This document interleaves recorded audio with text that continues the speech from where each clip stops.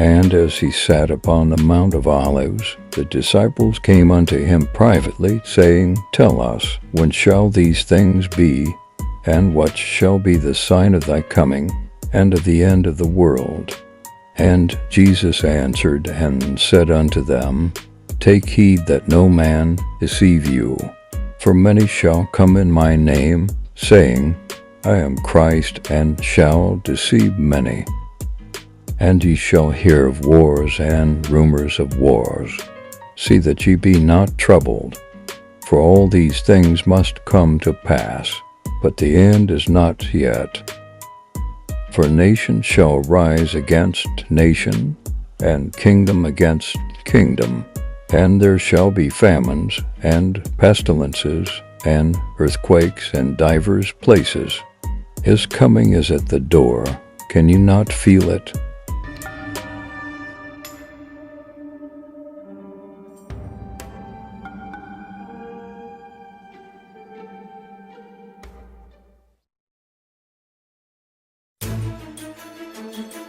Debates have gone on for years about the secret symbolism of the Great Seal of the United States, whether or not these symbols represent secret societies, or if they are what the White House and the U.S. Congress currently tell us, symbols of divine providence, of stability, and the patriotism of America. What the Founding Fathers intended as they designed and ultimately approved of the Great Seal remains mostly a mystery. There's still a lot of mysteries around a lot of things that happened in this country. It's not in our history books. There can be no doubt that those things hidden in the shadows of the last 2 centuries are not easily brought to light. But when one comes into the modern era, into the age of photography, film, and the advanced practices of mass media, it becomes a bit easier to document world events and the intentions of those who have helped to shape them. In the late 19th century, Harvard professor Charles Eliot Norton referred to the Great Seal as a dull emblem of the Masonic fraternity.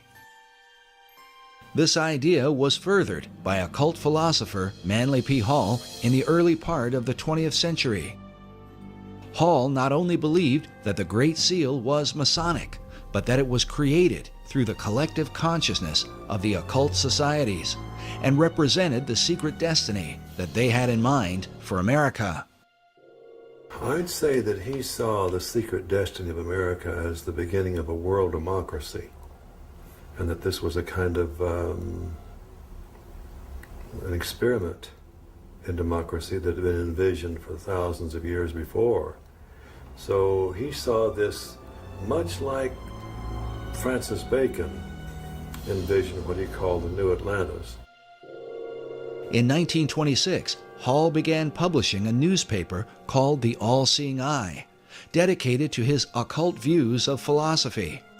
It was during Hall's era that the All-Seeing Eye of the Great Seal would be taken out of obscurity and placed on the back of the dollar bill by President Franklin D. Roosevelt in 1935. This might all be seen as just a coincidence, if not for the fact that FDR seemed to be familiar with Hall's teachings on the occult. Today, Hall's legacy is carried on at the Philosophical Research Society in Los Angeles, California, a society that Hall founded in 1934, just 1 year before the Great Seal found its way onto the back of the dollar bill. The current president of Hall Society is Dr. Obadiah Harris, shown here in what is called the Wisdom Library at PRS. According to their website, the library is made up of writings that deal with divination, tarot cards, Kabbalah, alchemy, astrology, metaphysics, Buddhism, theosophy, and secret societies. And wisdom literature is about relationships not only to each other, but to nature, to the universe. That's what this library is. This library is a library about the wisdom that is in nature and in you're in relationships and how it is that you can tap into that wisdom in any culture. It all overlaps.